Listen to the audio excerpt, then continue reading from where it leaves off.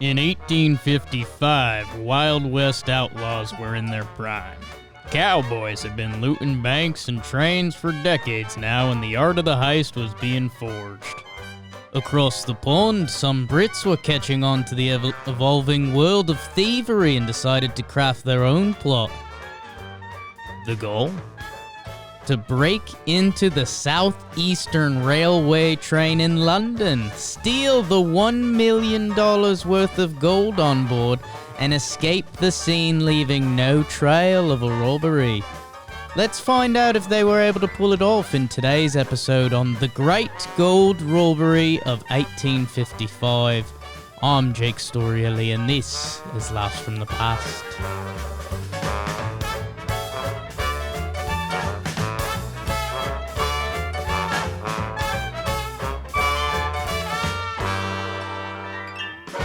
Welcome back to Laughs from the Past. It's season 9. It's all about heists.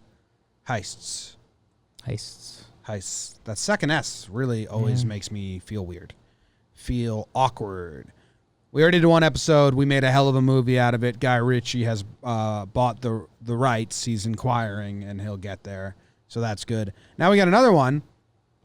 And I'm a little thrown off by the intro, Drake, because it starts in the Wild West.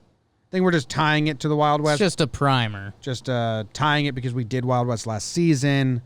I don't think that people in England were catching on to thievery because of the Wild West. I think thievery's been going on for a while. But I like what is Noah right this Shades of Grey. One? You did? Luke Shades of Grey. I mean, I think the Wild West was a different time. That's why it's called the Wild West. And I think people probably looked at the world a little differently. Yeah, it's like the era of this style of robbery was existing, and usually you think it in the middle of nowhere deserts in the Wild West, but it's also going on in Paris and London in the same fashion. I like that. Like trains didn't exist and shit. Yeah, it's true. Escape the scene, leaving no trail. Okay, so they're gonna try and take $1 million worth of gold onto a train in London. $1 million worth of gold. Seems bold. But it's got a great name, the Great Gold Robbery. Yeah. That's a fantastic name. 1855. Last episode was 1600, so we're moving up a little bit. Instead of the crown jewels, we just have gold. Here we go. On the discovery of the crime.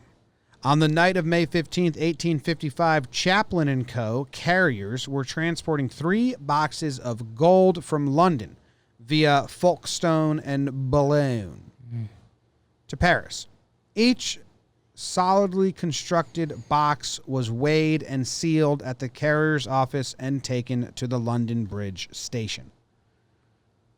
You think they were heavy? Maybe important. I'd assume they were heavy, and I mean that instantly took me to the scene from the Italian Job when they're tracking the trucks from the helicopter and they're looking at the air tire pressure because the one with the gold. Probably not applicable to this story, but really cool. Really cool scene. Italian Job's a great movie. It's a good movie. You seen it, Luke? Is that the one where they're racing Fiats through the streets? Not Fiats, Mini Coopers. Mini Coopers, yeah. Yes. Coopers. So, yes, but no. Yeah, you should watch it. Watch it. At the station, they were placed in traveling safes made of iron and secured with 2 locks. The safe keys were entrusted to railway staff in London and Folkestone, and also the captain of the cross-channel steamer. It was the practice to load the safes with the guard on the night train from London to Folkestone. Okay. Sure. All right. Some procedures. When the boat reached Boulogne, no idea if I'm saying that right, but the safes were unlocked with the captain's keys and the boxes were taken out and weighed. None of the boxes showed any sign of interference, but one weighed 40 pounds less than it should have. They were transferred to a rail transport company for the remainder of the journey to Paris. On arrival, the safes were opened, and it was discovered that the boxes were full of lead shot. Gold bars to the value of €12,000 and a quantity of gold coins, including American $10 pieces, were missing. A total of $1 million today. Okay. So interested by the lead shot. Didn't know that's where we were going. My brain jumped to, I thought we were going to get I wouldn't say the perfect crime. I thought we were going to get the criminal that was like the old, I'm going to take my chunk, but I'm going to leave you guys some, but like don't pursue me as hard. Oh, but like I'm going to take 1 box of gold. You guys still got 2. Yeah. Figure it out, but no. What they did Indiana Jones, the old bag of sand, bag of gold, hot swapped them. I was doing Ocean's 11 where they said, you know, there's still 37 million in your casino. We could blow it up but no. Nope. Then I was thinking maybe how do you think they got them through the box? Do you think they opened the box and resealed them, or do you think they did something elaborate like cut a hole in the bottom and then like glue it, or you know what I mean? They said that it was unlocked, right? No, I think it has 2 locks. The safes were unlocked with the captain's keys. Got it. Interesting. I don't know. Yeah, so that was just the discovery of when they noticed. Right. The crew. Oh, let's get some characters Love to this a crew. story. William Pierce. Yep. Dick Pierce. Nope. Yeah, that's Richard, huh? That would be Richard. Willie Pierce. Willie Pierce. Bill Pierce would be what a lot of people would jump to. But Dick Pierce. Dick Pierce. Well, Willie Pierce. That sounds better. The originator of the plan was William Pierce, a 37-year-old former employee of Southeastern Railway who had been dismissed from their service after they found he was a gambler. He worked as a ticket printer in a betting shop after leaving the company. Pierce was a large-faced and rather clumsy man with a taste for loud waistcoats and fancy trousers. Live there. He was described as imperfectly educated. The turf was his true schooling. Okay, that's a really fun description. Yeah. It's wrapped up in insults, but they're saying this dude was street tough, street smart, and braggadocious with his clothing style. Imperfectly educated. That's street smart. That's good. That's a good term. That's good. 37 years old and disgruntled ex-employee, which is the first place you look. Yeah. Classic case. Yep. The next part of the crew was Edward Agar. I like that they said they found he was a gambler, and it's like, well, you don't even know. Yeah. You have no Not idea. a real gamble. Edward Agar, the burglar and safe cracker Edward Agar, was just under 40 at the time of the robbery and had been a professional thief since he was 18, putting in work then. Yeah. Over half his life. He returned to the UK in 1853 after time spent in Australia and the US. He had 3,000 in government consul bonds and lived in the fashionable area of Shepherd's Bush. It is said that the robbery grew almost entirely from the absolute self-confidence and mental ability of Agar. Interesting. Okay. What is that line about he had 3,000 euro in government consul bonds? I think it's trying to say he was well off.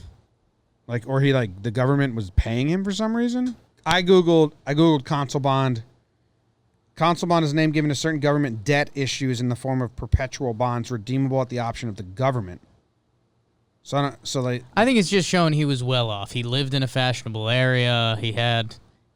But despite being a lifelong robber, he was kind of well off.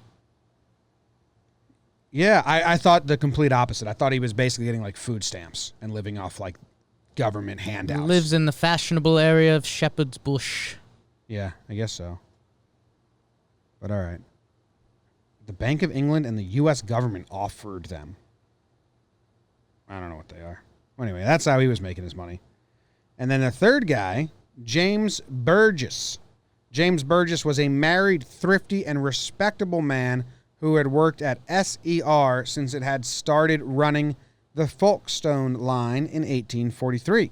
He worked for the company as a guard and was often in charge of the trains that carried the bullion. What's bullion? Bullion? It's like gold bullion. I think it's another word for the bars, the way that the gold was. Oh. Sure. I guess bullion cubes are cubes bars of flavor. So does bullion just mean cubes? Just bullion? If you type bullion into Google, it says bullion is gold, silver, or other precious metals in the form of bars. So, yeah, I guess Precious metals in the forms of bars. that Or must be where the bouillon cubes for yeah. soup comes from. They squeeze it and pack it into a bar. not precious metals in the soups. No. As with many railway men of the time, Burgess wages had been reduced as the railway boom had passed. Okay. So he got a respectable ex-guard, Agar, the main dude. We got a couple more. One more. William Tester. It's a good name. 2 Willies. Yeah. Dick Tester. Dick maybe. Tester. He was a well-educated man who Like wore... my aunt. Ooh. What did I say? Did you say it seems like my aunt? No, I didn't say that. I think you just said that. Was a well-educated man who wore a monocle and had a desire to improve his position.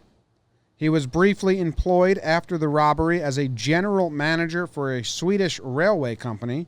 He worked in the traffic department at London Bridge Station as the assistant to the superintendent, which gave him access to information about the transportation of valuable goods and the guard's rota.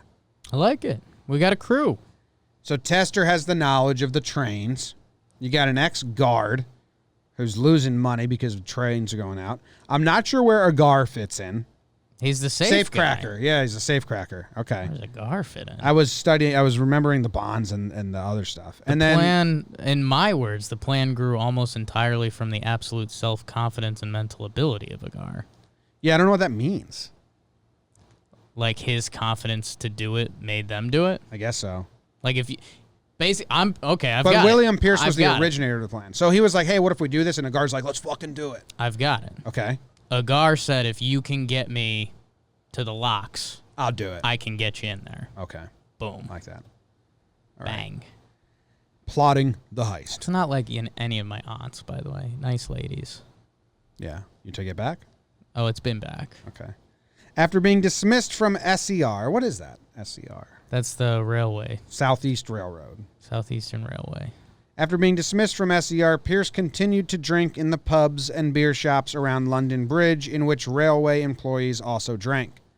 Over time, he picked up information about the gold shipments to Paris. While he watched and planned, he concluded that a theft would only be possible if he obtained copies of the keys to the safe. He relayed his thoughts to Agar. At the time, Agar declined to take part, telling his friend the scheme was impractical. When Agar returned to Britain, the two discussed the possibility again, and Agar agreed that it would be impossible to do it unless an impression of the keys could be procured. Pierce said he thought he knew how that could be arranged. They realized that for any theft to succeed, they needed the assistance of a guard traveling in the van with the safes, and an official with access to the staff rotas and who knew when the bullion shipments were to be made. It was at this stage that Pierce recruited Burgess and Tester to join the group. Okay. Common sense. Hey, if we want to rob the gold, we're going to need to know how to get it and when. Yeah, and I'm going to take Agar down a peg, the world-renowned robber. His big secret is if we get a key, we can do this thing. Yeah, Nice, dude. They labeled him as the safe cracker. Sweet. Hey, you crack safes, right? Well, if you get me the key, You give me the key, I can get you there. in that safe. Actually, you know what? I don't need the key, but if you could get me a copy of the key, Gold. same thing. Yeah. We're in. Yeah, I think. Fuck Agar. Yeah, so we're out on Agar. Okay. Getting the safe keys. The scheme was impractical the first time he heard, but once he heard, When you found out you had keys to once life. if you could get me keys, Agar, I so hear, practical. Agar, I hear you're a safe crack. Oh, yeah. What's the plan? No, I can't do it. Oh, Agar, you want to do that plan? I can't do it. Well, if you get me the keys, I can crack the Give safe. me them keys. He seems useless. In May of 1854, Pierce and Agar traveled to Folkestone to watch the process involved at that end of the line, particularly the location and security surrounding the keys. They spent so long and were so obvious in their surveillance that they came to the attention of the railway police. As a result, Pierce returned to London and left Agar to watch alone. Well, Pierce is wearing his, flowery Yeah, pants and shirts. pantaloons. Looking like an imperfect, educated Hey, fat why guy. is that fat guy always here watching us? Yeah.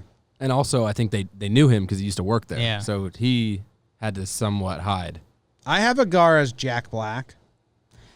So I was also thinking Jack Black, but I almost had him as William Pierce because of the large man with the fancy trousers. Time out. I'm sorry. I have William Pierce as Jack Black. I need to know more about him. Because I think if you tell me any husky man is wearing funny clothes, I'm going to jump to Jack Black. I need Jack more Black on William in Pierce. Weird Al Yankovic's video. You remember that? I'm not even ruling out Weird Al from this script. Okay. Weirdle. Who do you have Agar as? Weirdle is the funniest moment in TV history, by the way. I don't know yet. I need to know more about these guys. I need to see how the plan comes together. All right. As part of his intelligence gathering, Agar drank at the Rose Inn, a public house to the pier, where railway staff also drank. The pair concluded that one of the keys was carried by the superintendent of the Folkestone end of the line. The other was locked in a cabinet at the railway offices in Folkestone Pier. I mean, is this like brain dead intelligence? Hey, a guard has the key and then they keep one at their office? I mean, it's a yes and no. Like if you're going to rob you need to train, be sure. You need to know where the keys are. All right, you need to be positive. You can't miss that step. Okay. Luke? Because they could be, they're involved in the process, but you gotta jump in at the right time. If you're gonna rob a bank today, you need to know which person to yell at for the key. It's a tough look if you're reaching in the guard's pocket and he doesn't have the key. Yeah. By this time, Burgess had been introduced into the circle, and the four met regularly to discuss plans. While the conspirators were still discussing the details of their plan, fate played into their hands. Tester was promoted and transferred to London to work in the office that dealt with security of valuable goods and also the rota of guards' duties. Now, that's pretty funny. I didn't input that. So I've got them. They're coming up with a plan to rob the train, but they're still missing a lot of parts. They don't have the keys. They don't have a connection on the other side. And a lot of these talks I'm assuming are over drinks. Yeah. Oh yeah. I think this is when shit gets real. Like, so they're wondering how they're gonna do any of this, and then one of them gets transferred to London where one of the keys is.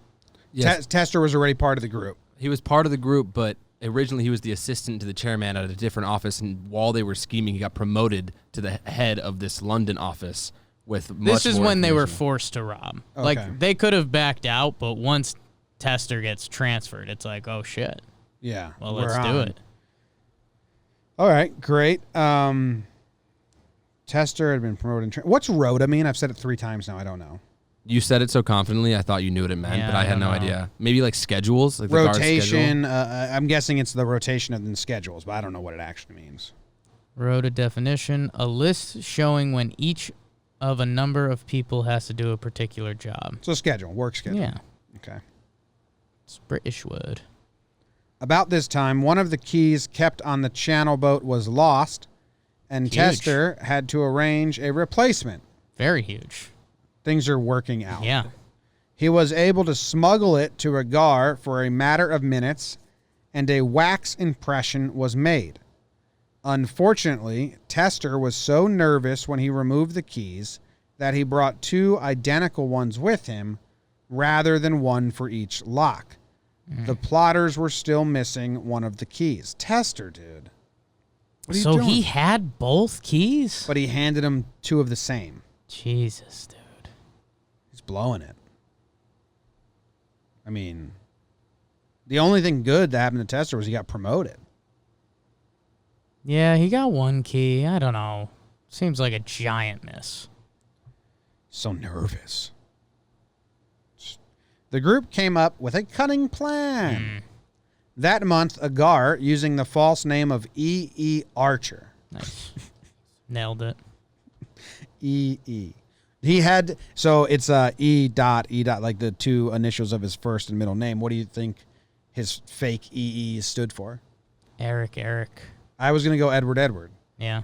So, do you know? Luke was going to chime in, and then he saw what was out there. I didn't have a double name, so I Yeah. felt like it wasn't important. You're out. Earl Edwards is where I was at. No, it's Impossible. it's definitely- Earl would have been great. Yes. He used his own funds to send €200 of gold sovereigns on the SER line. Okay. So, yeah, this was from before Agar being a person of status to a degree, being able to send €200. He's got money. So they're doing a tester run, I guess. The box traveled in October 1854, and on arrival, Agar called for the box and saw the company chairman open the safe with a key he had taken from a cupboard in the office. Knowing where the keys were stored the following weekend, Agar and Pierce stayed nearby and walked to Folkestone. When the boat arrived from Boulogne, both members of SCR staff left the office to meet it. They left the door unlocked when they left. Pierce entered the office while Agar waited at the door to look out. Pierce opened the cupboard and took the safe key to Agar, who made an impression in the wax. The key was returned, and the two men returned to London. Both safe keys had been secured. So that was pretty easy. Bang. Pretty easy plan after Tester messed up. Yeah, not too bad. Again, you got one key. You should have had both. Yeah. Which was really dumb. I mean, incredibly easy. Both guards just leave the key alone every day. Yeah, I mean, again, having someone working on the inside is pretty overlooked. Those scenes, like in the movie, when it's like, and he's like rushing to get the key. What was that? That was the soundtrack. And it's like building adrenaline.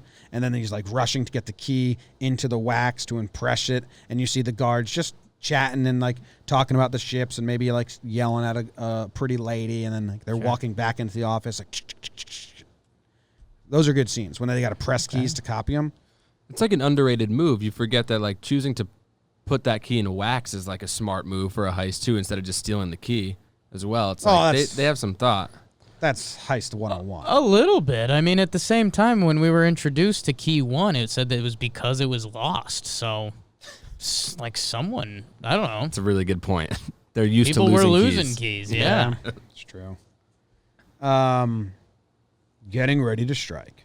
Agar and Pierce purchased 200 weights of lead shot, the same weight as the 12,000 euro worth of gold they were planning to steal. 200 weights of lead shot. What's that? Can you visualize that for me? What is... No. Okay. Some of the shot was packed in small parcels and then placed in specifically made leather courier bags, and the rest was carried in carpet bags, commonly used by travelers. You carpetbagger. Go back to the north. Night after night, Agar and Pierce, heavily disguised with the wig and whiskers. Yeah. Now we're getting... Full cat.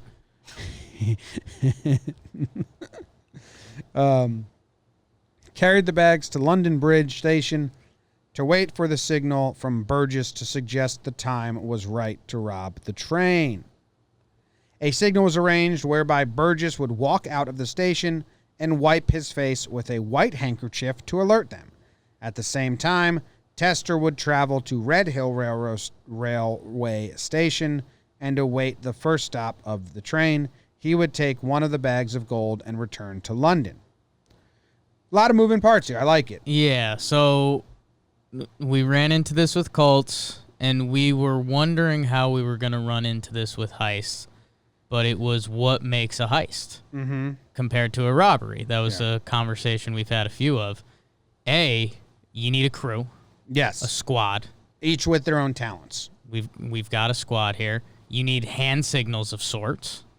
I don't like theirs. You don't like the white handkerchief. I touch my face a lot. So, like, you know, it would be very distracting if I touch it with or without the handkerchief. It needs to be something a little different. Like, hat on, hat off, that'd be good. I think the white handkerchief is pretty specific.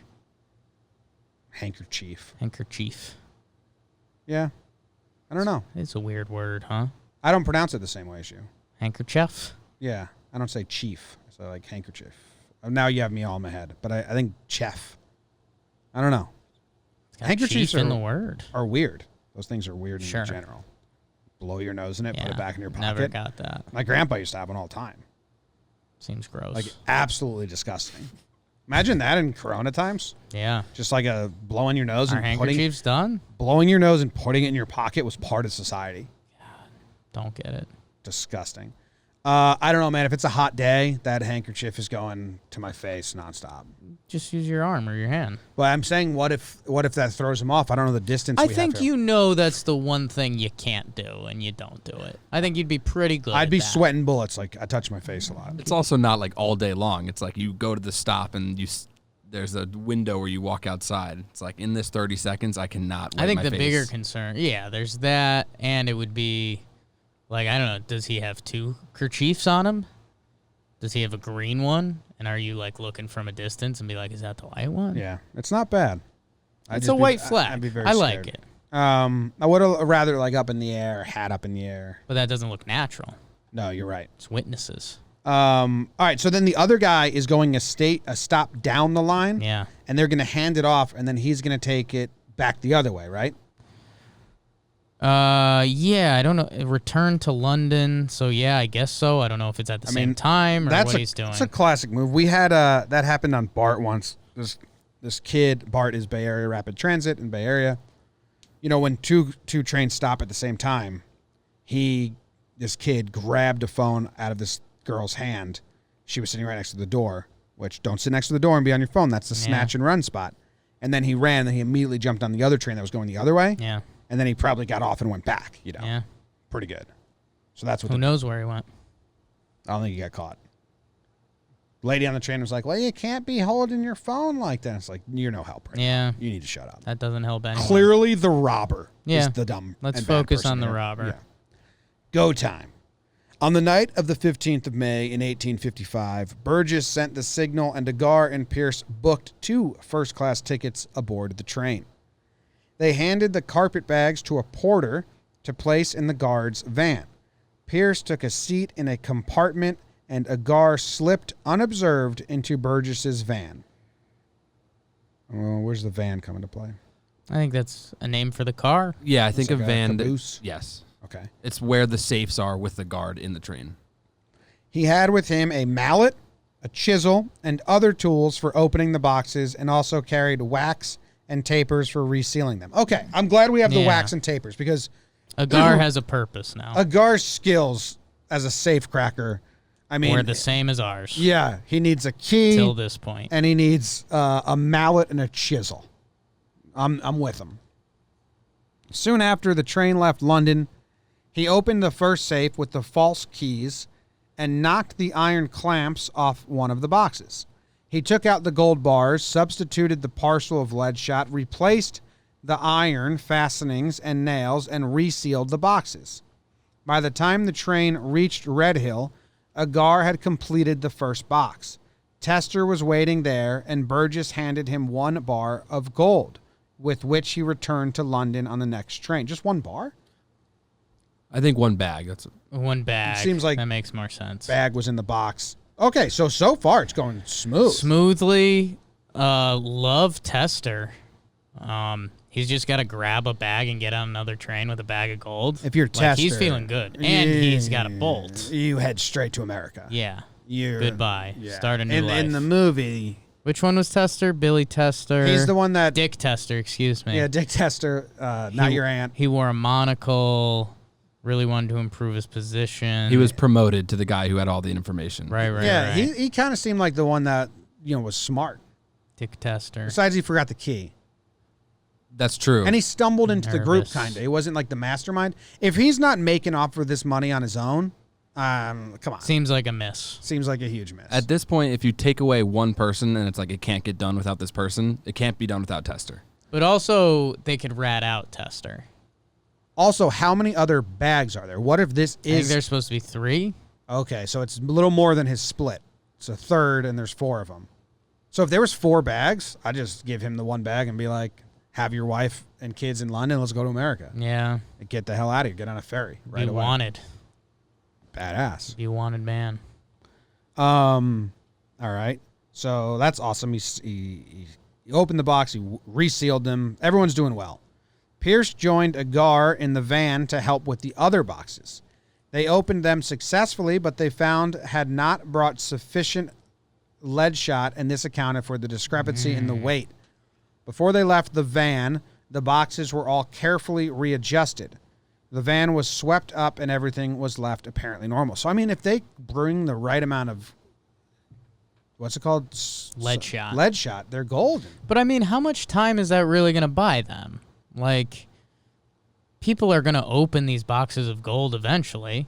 Yeah, I don't even think it mattered because they weighed them. They noticed it was 40 pounds less, but they didn't do anything then. Yeah, they waited for it to Yeah. arrive and then opened it. So it didn't really hinder them at all. Yeah. Except maybe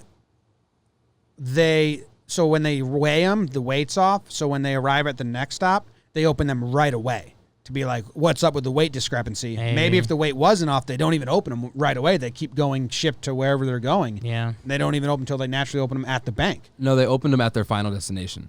Always?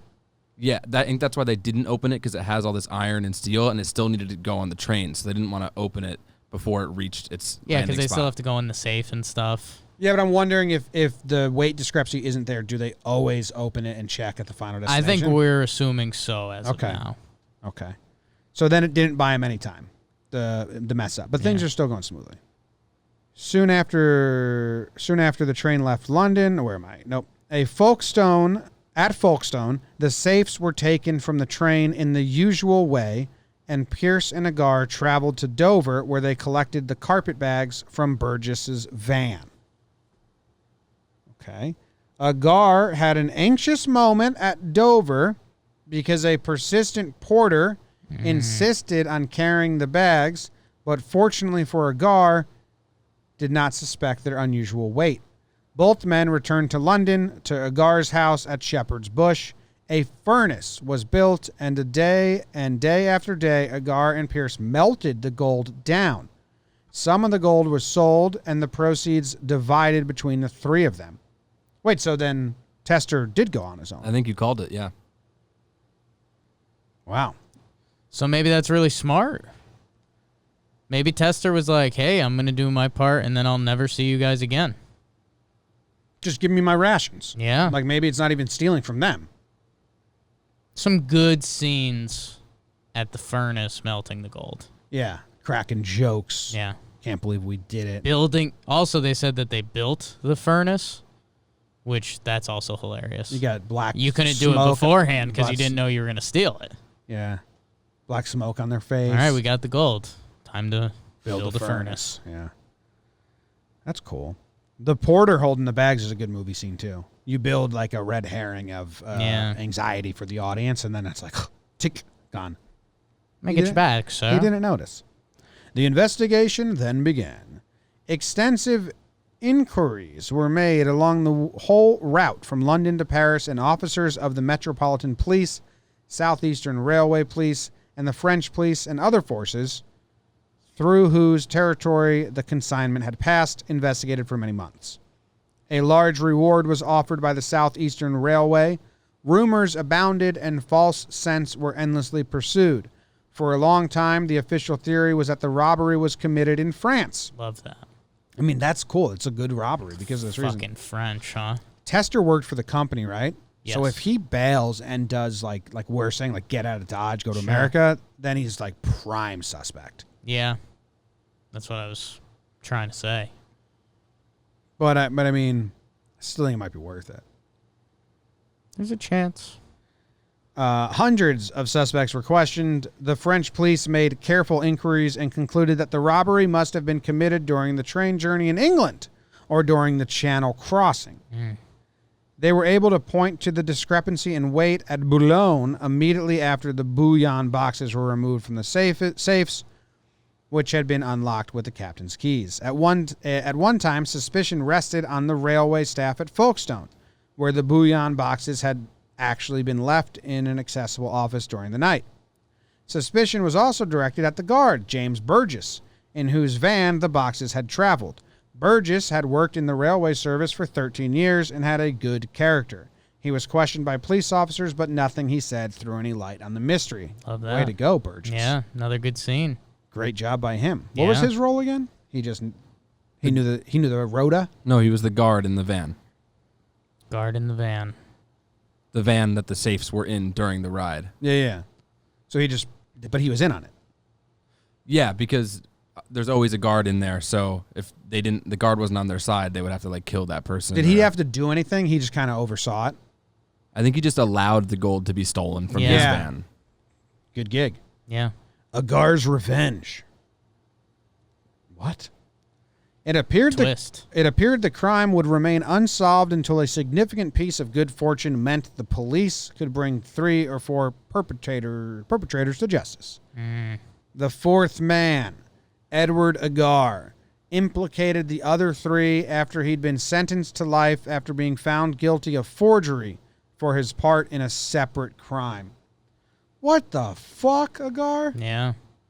He asked his friend William Pierce, an accomplice of his in the Great Gold Robbery, to pass on some money to Fanny Kay, the mother of his child, after he was sent to fulfill his sentence in Australia. Shit. Agar's life is wild. Yeah. So he got arrested in Australia and had to... I think this is back when they used to send bad guys to Australia. Oh. Yeah. I'm not sure because in the beginning they said Agar was traveling around the U.S. and Australia, I think doing forgery. And then when he returned to Britain, that's when he agreed to do this. So I think he was charged for forgery in Australia and got sent like expedited back there for those charges. Yeah. New South Wales, 1788 and over the next 80 years. So are we like 18? We're later. We're on the fringes of that. 55? Yeah, we're at the end of that tail end. So maybe that's cool. Fucking Agar. Agar had given him at least €7,000, but Fanny didn't receive a penny of it, and by the summer of 1856 was destitute. Oh, shit. So William Pierce, Dick Pierce, bad guy. Yeah. I'm going to take care of my wife, Fanny Kay.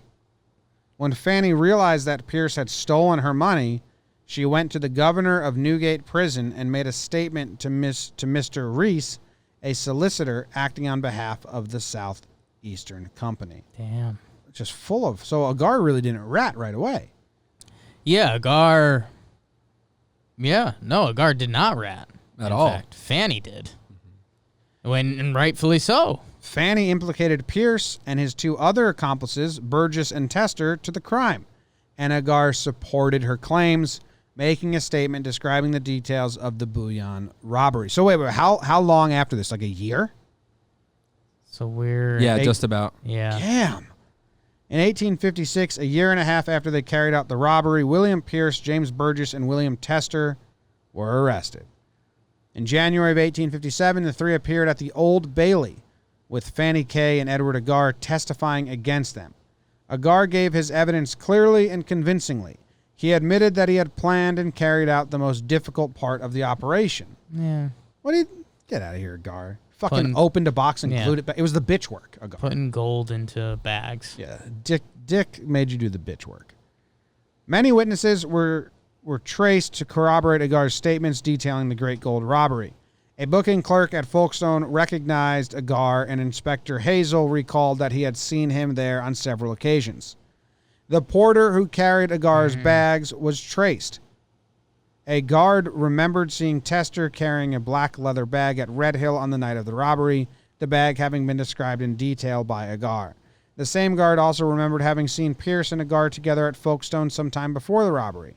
There was also evidence that Tester had deliberately altered the guard's duty roster so that Burgess was in charge of the mail train on the night of the 15th of May.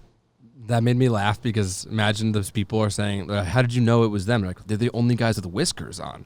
Yeah. The wigs and whiskers. Whisker crew is my best guess. Yeah.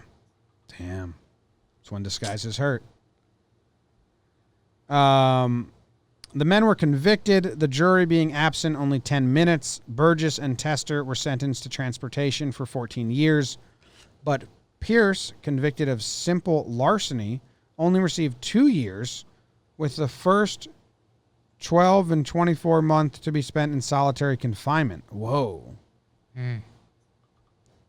Isn't that the strangest sentence? That's a strange sentence. So he's there for 2 years. The first month, the middle month, and the last month, solitary confinement. Why? I guess could they just not prove? I don't know. That's odd. How did Burgess and Tester because they worked for the company, so they got more. No idea. No idea what transportation for 14 years is. And also, the solitary confinement months is weird. Who negotiated that? Yeah. It was a remarkable case, and the crime had all the hallmarks of great robberies. The audacity, the link with the man with inside information, the reconnaissance, the careful planning, and the patience. Some other keywords of heists. So, that's a great story. Yeah. And I wasn't expecting the third act, which is the third act starts after the robbery is completed. Yeah. Which is interesting. And I didn't know that Pierce is a bad guy in the end. And I don't know if in our movie that's a twist or we sprinkle that throughout. Like, this Pierce guy's kind of a dick. You're like, I think I like him. Oh. He's kind of a dick. There's a reason why he goes by Dick Pierce. Yeah, there you go. It feels like Agar is supposed to be the bad guy while you're reading that, right? The whole time, yeah. Not the bad guy, but kind of like, It's tough. You're introduced to the one guy who's known as a thief, so you're not going to think of him as a good guy. And then our first tidbit of information is him saying, "Get me the keys," and it's like, yeah. I want to change it for the movie a little bit. Okay. I want to have Agar he gets shit on the whole time, kind of like we were given to him, right? Okay. And in the end, it's actually his master plan to get the other three in prison, and he has a whole bunch stashed out. So, like, the final scene is, like, they were doing, like, dividends, like, let's all keep it here. We'll come check on it every now and then, release it slowly, and then when the other three go to prison, Agar didn't go to jail at all because he ratted him out, or he was in jail already. So I don't know how that works. Yeah, I don't know if you can do dividends with a crew like that. No, yeah. They say that a lot of the gold for the next century in Europe, if you own something gold, it was likely related to this. Like, that's how much gold they stole and melted down and sold. It's badass. Yeah, I think... God, it's tough because we've changed characters' names. But, yeah, I think Tester... I think it's a progression. Like, he gets a taste for robbery and becoming a bad guy, and eventually it overtakes him, and that's why he doesn't share the money with Agar's wife. And he has That's become... Pierce. That's Pierce. Pierce, excuse me. Pierce has become... Oh, no. I got it. Pierce was the gambler. He gambled that money away that he was supposed to give to Agar. Couldn't give it to his wife. You go that way pretty easily, yeah. I have an actor. I know we were talking about Jack Black, but he doesn't have the mean streak in him that we need at the end there. I have an actor to play Dick Pierce. Okay. Brendan Gleeson. Okay. He can play fat and jolly really well. He can also play menacing well. And he's a great actor. Okay. And he can do the British accent. I was thinking Brendan Fraser, but... Agar needs to be a small guy. We're all in agreement, right? Ooh. I don't know. Self-confidence and mental ability. I think you want Agar being tough and skinny. Okay. Like Colin Casey Farrell. Affleck type. Colin Farrell. Yeah. Okay. Colin Farrell is amazing whenever he gets to not do an English accent. Thank you. Well, he's doing one here. Sorry. Whenever he's not doing an American accent, he's Thank amazing. you. He's doing one here. Burgess. Yeah, I don't know. I kind of don't have enough. I think they all have their own characters. Like Agar. We just did the cast of In Bruges, by the way. Colin Farrell and Brendan Gleeson are the two stars of that movie. In Bruges. Yeah. Which is a fantastic film. I think Agar is the confident, charismatic person that maybe doesn't offer too much, but he convinces everybody that this is going to work because they all have the info. The other guy's like a gambler who thought of the idea. So, you're on it. It's Agar is known as the town, like, kind of robber thief, or guy you go to if you're maybe low on your times. They go to him that first time, and he's like, you guys have dick for a plan. Like, this is really dumb. And then Agar's like, well, if you can get me the keys, we can do it. And they're like, well, actually. It's good. I don't know. James Burgess, he's the respectable man who's not suspected. Who's that? He was the guy. He was the guard on the train. Who's the guy who plays Hagrid from Harry Potter? Done. Like that big gentle giant. Yeah. He got caught up in it. needed the money. Security guard, well liked. His wages were getting lowered, so he Yeah. just needed some cash. Tester, in my mind, the guy who got promoted, is like a nerdy, wears glasses. He tries Timothy to disappear. Chalamet. Nah. Robbie Coltrane plays Harry Potter. Robbie Coltrane? Robbie Coltrane. And you have him as Tester? Who I- who should have ran away. Okay, it's a little old. It's supposed to be like 37 years old. He's an older dude. Robbie Coltrane has range. I from have age Tester in my 70. mind. What's What? the McConaughey movie we just watched? The Gentleman. The bad guy and the gentleman with the glasses. That's who I have Tester as. Oh, something like that guy? Yeah, that guy sucks. But yeah, he'd actually be a good Agar. Isn't it funny how guys can play like the bad character in a movie, but that's what they're trying to do, but your instant reaction is like, that guy sucks, but it's actually kind of like good acting. Like his job is to piss you off. Yes, I agree with that. This movie's different. Like that voice he does sucks. It's like But the Jake, worst it's part. like Joffrey Game of Thrones. Yeah. Joffrey Game of hate- Thrones is like that. I hate Right. that person Right. now because Right. he's a really good actor. Did a great job. Yeah. What's that dude's name? He's from the show Inheritance. No, what's the show? Inheritance or on Yep. Showtime. It's like a huge thing. Yeah, I know what you're talking about. Forget the name of it. I think his name's Jeremy Strong. Yeah. Like a nerdy type. This Is guy it would Billions? This guy would be good. You see him right here? Okay. He'd be I think he'd be a good Agar. But he's that small type. So Or maybe like a one-man play type thing with Jack Black, like we were saying. that'd be good. Yeah. Yeah, he does all the characters. Yeah. You do Jack Black and you make Agar Michael Cera and you just do year one. What is that Inheritance TV show? It's making me mad now. I can find him because he's in it, so it'll come up right on We're his. dancing all around the word. Yeah. Secession. Secession. Yeah. Nailed it. Nailed it. All right, that was a cool heist. We'll be back for another heist next week. That was a cool one. I really wish that I was betting the whole time. I was like, this is a perfect heist. They got away with it. And I was like, well, we wouldn't know all this info if Yeah. they didn't get caught. So how do they get caught? It sucks that he could have just paid Fannie K. Give her half the money. Greed. He's a gambling man. Gambler. How'd they not find him? There's so many, like, they're like, they all work for the company. Yeah, I don't know. I mean, they interviewed the guard, and he did a good job. Yeah. Remember, they interviewed Burgess. That'd be a good scene. That would be a good scene. Is there any pictures of these people? I didn't really look, but 1855, it might be tough. Yeah, probably not. Probably not. Probably not a lot of pictures. Yeah, no. All right. See you guys later. Thank you very much for tuning in. Good. Oh, hold on. There's sketches here of the three guys. Open image in new tab. Okay. This might be huge for our casting. I'm guessing that's Burgess, the guard. Is that Pierce and Agar? That's how I would have it.